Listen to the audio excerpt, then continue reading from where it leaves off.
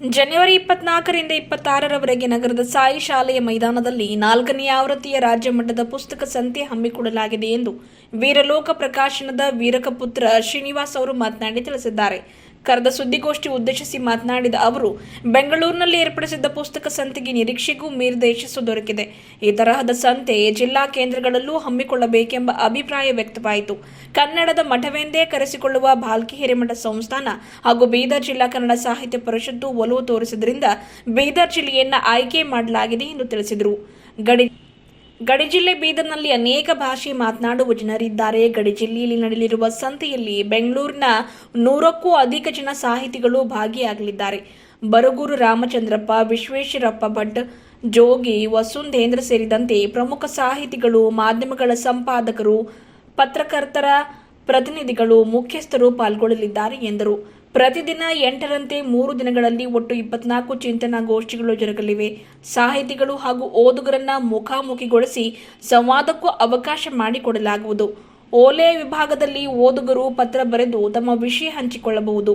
ಹೊರಗಿನಿಂದ ಬರುವ ಎಲ್ಲಾ ಸಾಹಿತಿಗಳಿಗೆ ಬೀದರ್ ಜಿಲ್ಲೆಯ ಪ್ರವಾಸಿ ತಾಣಗಳ ದರ್ಶನ ಮಾಡಿಸಲಾಗುವುದು ಎಂದು ತಿಳಿಸಿದರು.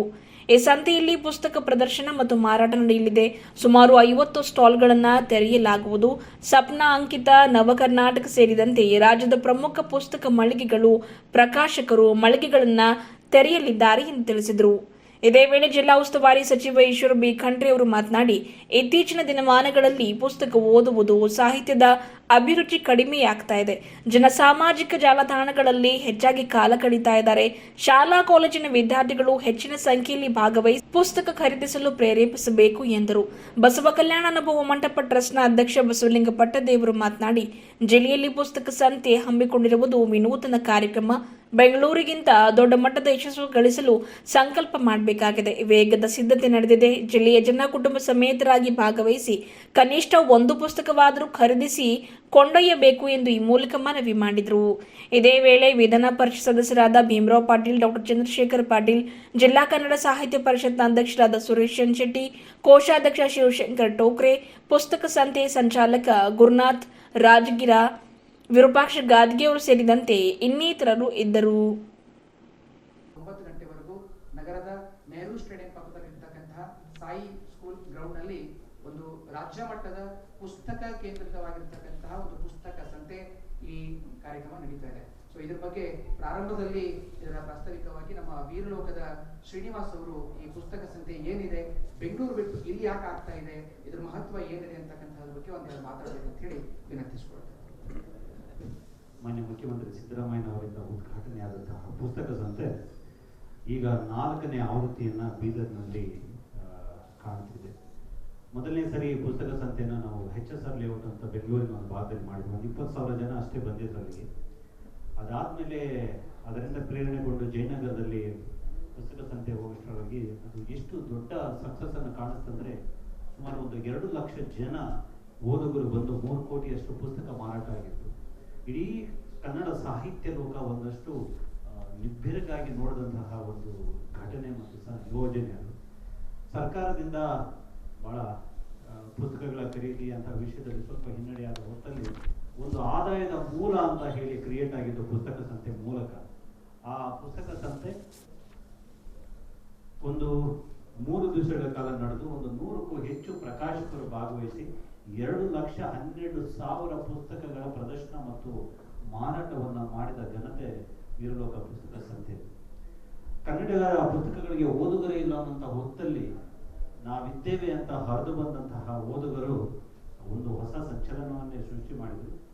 ಆಮೇಲೆ ಅದರ ಪರಿಣಾಮಗಳು, ಅಡ್ಡ ಪರಿಣಾಮಗಳು ಏನಂತಂದ್ರೆ, ಬರೀ ಬೆಂಗಳೂರಲ್ಲಿ ಮಾತ್ರ ಯಾಕೆ ಎಲ್ಲಾ ಯೋಜನೆಗಳು ರಾಜಧಾನಿಗೆ ಯಾಕೆ ಸೀಮಿತವಾಗಿದ್ದಾವೆ ಅಂತ ಹೇಳ್ಕೊಂಡಾಗ ನಾವು ಅನೇಕ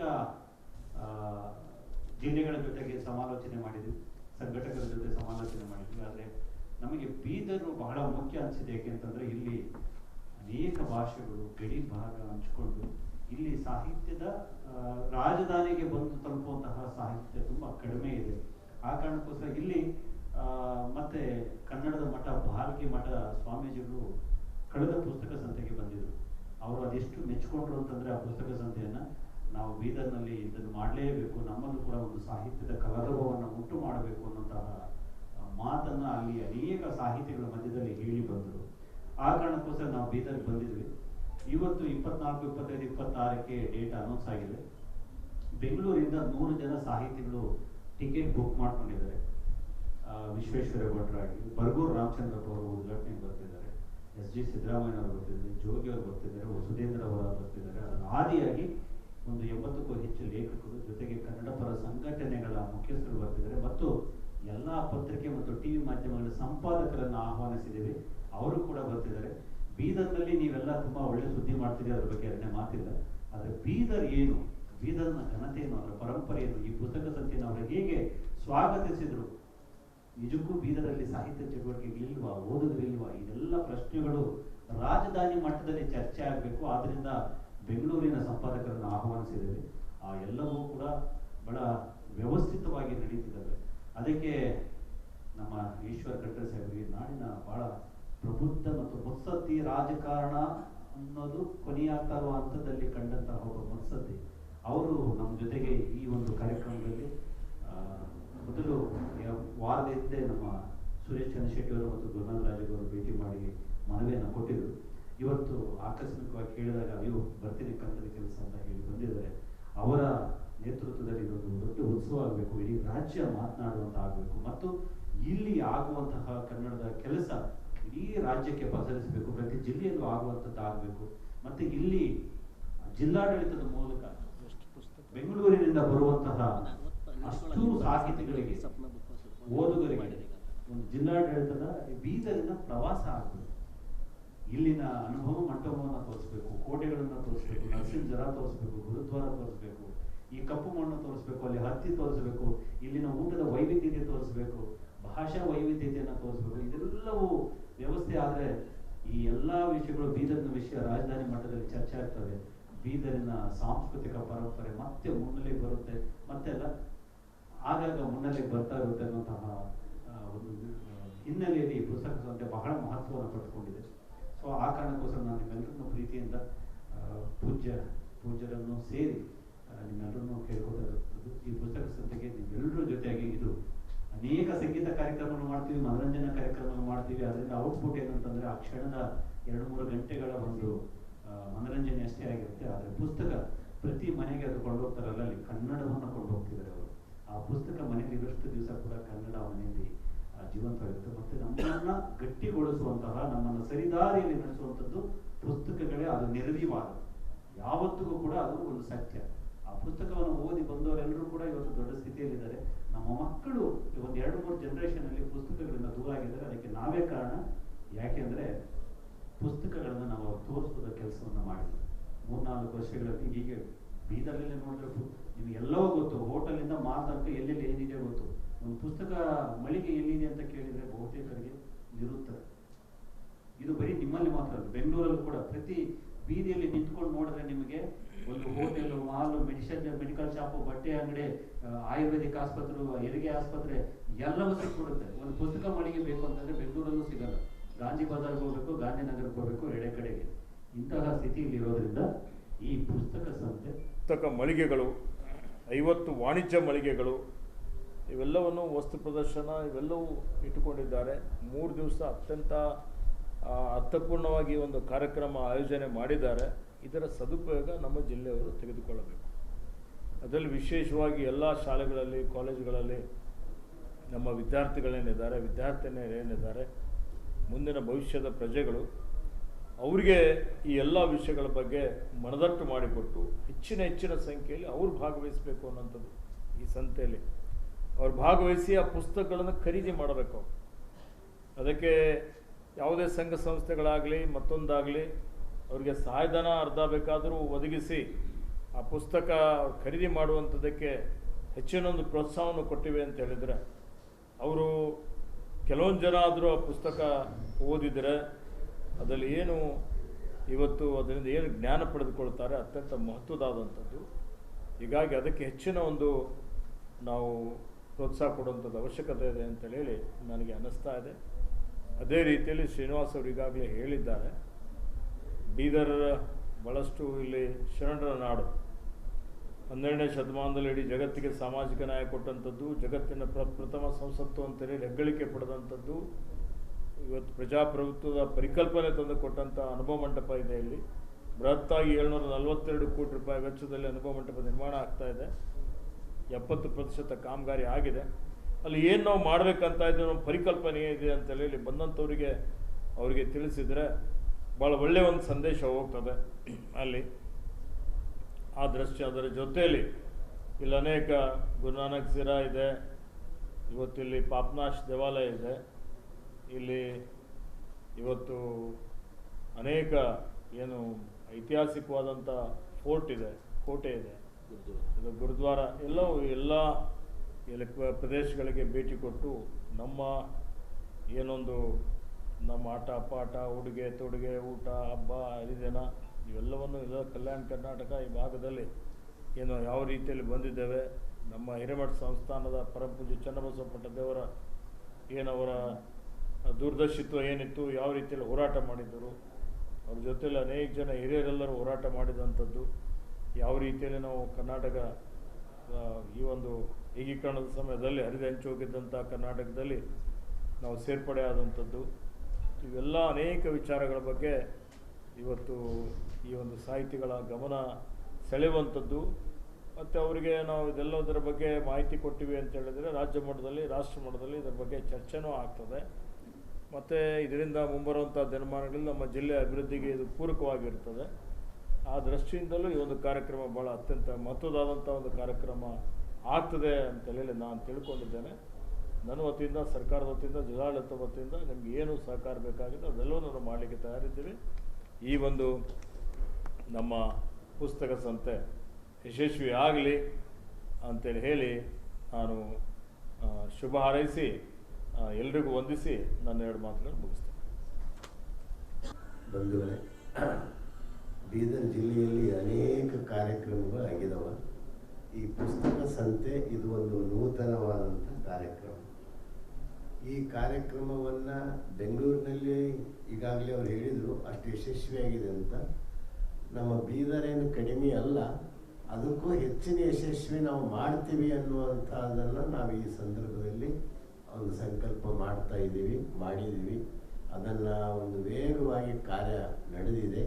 ಈಗಾಗಲೇ ಮಂತ್ರಿಗಳು ಬಹಳ ಒಳ್ಳೆಯ ರೀತಿಯಿಂದ ಮಾತನಾಡಿ ನಮಗೆ ಭರವಸೆಯನ್ನು ಕೊಟ್ಟಿದ್ದಾರೆ. ಸರ್ಕಾರದಿಂದ ಏನೇನು ಜಿಲ್ಲಾಡಳಿತದಿಂದ ಏನೇನು ಸಹಕಾರ ಬೇಕು ಅದೆಲ್ಲ ಕೊಡ್ತೀವಿ ಅಂತ ಹೇಳಿದ್ದಾರೆ.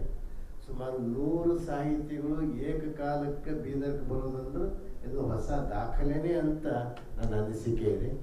ಅಂಥ ಅಪರೂಪದ ಕಾರ್ಯಕ್ರಮವನ್ನು ಇಲ್ಲಿ ಹಮ್ಮಿಕೊಂಡಿದ್ದೀವಿ. ಅದಕ್ಕೆ ನನ್ನ ಅನಿಸಿಕೆ, ಇಚ್ಛೆ ಏನಂದ್ರೆ ಬೆಂಗಳೂರಿಗಿಂತ ಇದು ಕಡಿಮೆ ಆಗಬಾರ್ದು, ಬೆಂಗಳೂರಿಗಿಂತ ಹೆಚ್ಚಿಗೆ ಯಶಸ್ವಿ ಆಗಬೇಕು ಅನ್ನುವಂಥ ಒಂದು ಇಚ್ಛೆ ಇದೆ. ಅದನ್ನು ನೀವೆಲ್ಲ ಸೇರಿ ಅದನ್ನು ಮಾಡೋಣ. ಮತ್ತು ಪತ್ರಿಕಾದವರಂತೂ ನಮ್ಮ ಜಿಲ್ಲೆಯವರು ಇದಕ್ಕೆ ಸಾಕಷ್ಟು ಪ್ರಚಾರ ಕೊಡ್ತಾ ಇದ್ದೀರಿ, ಮುಂದೆಯೂ ಕೊಡ್ತೀರಿ. ಇದು ಯಾವುದೇ ಒಂದು ಇದ್ರ ಕಾರ್ಯಕ್ರಮ ಅಲ್ಲ, ಜಾತ್ರೆ ಅಲ್ಲ, ಇದೊಂದು ಪುಸ್ತಕ ಅಂದ್ರೇನು ಜ್ಞಾನದ ಸಂತೆ ಕಾರ್ಯಕ್ರಮ. ಯಾವುದು ಈಗ ಕಾಲಮಾನದಲ್ಲಿ ಮೊಬೈಲ್ಗೆ ಗೀಳ ಅಂಟಿಸಿಕೊಂಡಂಥ ಯುವಕರಿಗೆ ಪುಸ್ತಕದ ಕಡೆ ಒಲವು ಮೂಡಿಸಬೇಕಾಗಿದೆ, ಪುಸ್ತಕದ ಕಡೆ ತರಬೇಕಾಗಿದೆ. ಆ ದೃಷ್ಟಿಯಿಂದ ಈ ಪುಸ್ತಕ ಸಂತೆ ಭಾಳ ಯಶಸ್ವಿಯಾಗಿ ನಾವು ಮಾಡ್ತೀವಿ. ಬೆಂಗಳೂರಿನಲ್ಲಿ ಎಷ್ಟೋ ಲಕ್ಷ ಜನ ಬಂದಾರಂದ್ರೆ ಅದಕ್ಕೂ ಒಂದು 10,000 ಇಲ್ಲಿ ಹೆಚ್ಚಿಗೆ ಬಂದು ಅದನ್ನು ಯಶಸ್ವಿ ಮಾಡೋಣ. ನಮ್ಮ ಬೆನ್ನಿಗೆ ಮಂತ್ರಿಗಳದಾರ, ಅದಕ್ಕೇನು ನಾವು ಇದು ಮಾಡಬೇಕಾಗಿಲ್ಲ. ಆ ದೃಷ್ಟಿಯಿಂದ ಇಂಥ ಪುಸ್ತಕ ಲೋಕ ಯಶಸ್ವಿ ಆಗಲಿ ಅಂತ ಹೇಳಿ, ಮತ್ತು ಈಗ ಕೊನೆಗೆ ಲೋಗೋ ಒಂದು ಸಚಿವರ ಕಡೆಯಿಂದ ಬಿಡುಗಡೆ ಮಾಡಿಸಿ ಈ ಕಾರ್ಯಕ್ರಮ ತಾವೆಲ್ಲ ಹೆಚ್ಚಿನ ಸಂಖ್ಯೆಯಲ್ಲಿ ಬೀದರ್ ಜಿಲ್ಲೆ ಅಷ್ಟೇ ಅಲ್ಲ, ಗಡಿ ಭಾಗ, ಈಗ ಕಲಬುರಗಿ, ಕಲ್ಯಾಣ ಕರ್ನಾಟಕದ ಭಾಗದವರೆಲ್ಲರೂ ಈ ಪುಸ್ತಕ ಸಂತೆಯಲ್ಲಿ ಭಾಗವಹಿಸುವಂಗ ಈ ಕಾರ್ಯಕ್ರಮ ಮಾಡೋಣ ಅನ್ನುವಂಥ ಮಾತನ್ನು ಈ ಸಂದರ್ಭದಲ್ಲಿ ಹೇಳಿ, ಮತ್ತೊಮ್ಮೆ ತಾವು ಬೀದರ್ ಜಿಲ್ಲೆ ಎಲ್ಲ ಜನರು ಮನೆಯಲ್ಲಿ ನೆಂಟರು ಬಂದು ಇದು ಇದ್ದಾಗ ಹೆಂಗೆ ಬರ್ತಾರಲ್ಲ, ಇದೊಂದು ಬೀದರ್ ಜಿಲ್ಲೆ ಹೆಮ್ಮೆ ಕಾರ್ಯಕ್ರಮ ಅಂತ ತಿಳ್ಕೊಂಡು ಎಲ್ಲರೂ ಹೆಣ್ಣುಮಕ್ಕಳು, ಗಂಡು ಮಕ್ಕಳು, ಶಾಲೆ ಮಕ್ಕಳು, ಕಾಲೇಜಿನ ಮಕ್ಕಳು, ಹಿರಿಯರು, ಕಿರಿಯರು ಎಲ್ಲರೂ ಇದಕ್ಕೆ ಭಾಗವಹಿಸಿ ಈ ಪುಸ್ತಕ ಸಂತೆಯನ್ನು ವೀಕ್ಷಣೆ ಮಾಡಬೇಕು. ಈಗ ಈ ಲೋಗೋದಲ್ಲಿ ನೀವು ಏನೆಲ್ಲ ಒಳಗೊಂಡಿದ್ದೀವಿ ಇದನ್ನ ಇಷ್ಟು ಹೇಳಿದ್ದೆಲ್ಲ ಇಲ್ಲಿದೆ ಸರ್.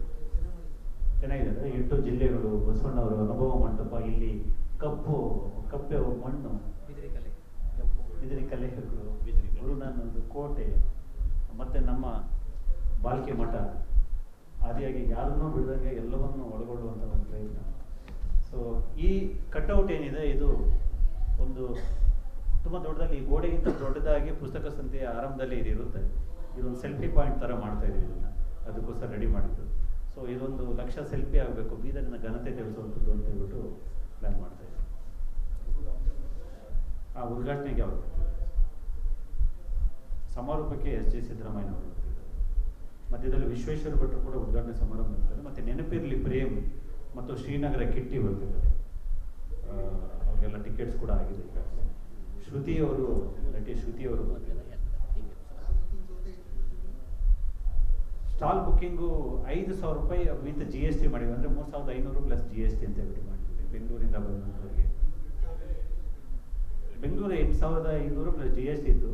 ಬಟ್ ಇಲ್ಲಿ ಬೀದರ್ ಬರಲಿಕ್ಕೆ ತಯಾರಿಲ್ಲ. ಯಾಕಂದರೆ ಎಲ್ರಿಗೂ ಒಂದು ನಂಬಿಕೆ ಇದೆ, ಅಥವಾ ನಂಬಿಕೆ ಅಲ್ಲ, ಅವರಲ್ಲಿ ಅದು ಯಾರು ಬಿತ್ತಿದಾರೋ ಗೊತ್ತಿಲ್ಲ, ಬೀದರಲ್ಲಿ ಪುಸ್ತಕ ಓದಲ್ಲ ಅಂತ ಹೇಳ್ಬಿಟ್ಟು.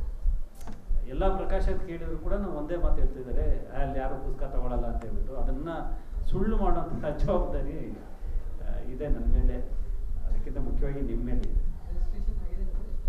ಹಾಗಿದೆ 40 ಪ್ರಕಾಶಕರು ನೋಂದಾಯಿಸ್ಕೊಂಡಿದ್ದಾರೆ. ಈಗೆಲ್ಲ ಈ ಪ್ರಚಾರದ ನಂತರ ಕೊನೆ ಕ್ಷಣದಲ್ಲಿ ಕಳೆದ ಬಾರಿ ಬೆಂಗಳೂರಿನ ಪುಸ್ತಕ ಸಂತೆಗೆ ಸಚಿವರೆಲ್ಲ ಫೋನ್ ಮಾಡಿ ರೆಕಮೆಂಡ್ ಮಾಡಿದ್ರು, ಆ ಮಟ್ಟಕ್ಕೆ ಆಗಿತ್ತು. ಸೊ ಇಲ್ಲಿ ಆ ಮಟ್ಟಕ್ಕೆ ಆಗದೇ ಇದ್ರು ಕೂಡ 50 ನಮ್ಮ ಟಾರ್ಗೆಟು, 50 ಆಗುತ್ತೆ. ಅಲ್ಲಿ 75 ಆಗಿತ್ತು. ನಾವು ಇದ್ದಿದ್ದೇ 60 ಮಾಡಬೇಕು ಅಂದ್ಕೊಂಡು, ಅದು ಕೊನೆ ಕ್ಷಣದಲ್ಲಿ ಹೆಚ್ಚಾಗ್ತಾ ಇದೆ, 75 ಆಗುತ್ತೆ. ಮತ್ತು ಕರ್ನಾಟಕದಲ್ಲಿರುವಂಥದ್ದು ಅಷ್ಟೇ, ಅಭಿರುಚಿ ಇರುವಂತಹ ಸಾಹಿತ್ಯ ಪ್ರಕಾಶನಗಳು ಅಷ್ಟೇ. ಇನ್ನೆಲ್ಲವೂ ಕೂಡ ಈ ಅಡುಗೆ ಸಾಹಿತ್ಯ, ಆಯುರ್ವೇದ ಸಾಹಿತ್ಯ ಈ ಥರದ್ದೆಲ್ಲ ಇದೆ. ಅದು ಎಲ್ಲಿ ಬೇಕಾದ್ರೂ ಅಗತ್ಯ ಇರೋರು ತಗೊಂಡು ಓದ್ತಾರೆ. ಬಟ್ ಈ